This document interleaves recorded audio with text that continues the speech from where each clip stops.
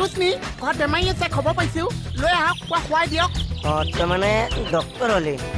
ব্যৱহাৰটো অকণ বেয়া পাইছো ডক্তৰ তই বুলি ক'ব নালাগিছে তই ডক্তৰ হলি কিয় তাকে কৈছো মই চিনি পাই গৈছে পাইছো দে ভালদৰে পাইছো ডক্তৰ তই কিয় হলি এতিয়া আইতা পুলিচে ডাক্তৰ আনিবলৈ পঠাইছে মই ডাক্তৰ আনিবলৈ গৈছো কিন্তু বেমাৰটো সুধিবলৈ পাহৰিয়ে গৈছো তাৰপিছত যে আইতা পুলিচে বেমাৰৰ কথা সুধিবলৈ আহিলে গালি পাৰিছে নিজে ডাক্তৰ হৈ গুচি আহিছো এতিয়া যে আইতা পুলিচে তই বুলি গম পালে কেনেকুৱা পিটিব সেইকাৰণেতো মুখত কাপোৰ বান্ধি আহিছো মই গম পালো না মইতো কৈ দিম এতিয়া সঁচা এইফালে আহকচোন কিয় সেই তাৰ কথা পাতিছো তেনে পাইছে আচ্ছা আইতা পুলিচ ক'ত আছে ভিতৰত শুই আছে চাগে টোপনি গৈছে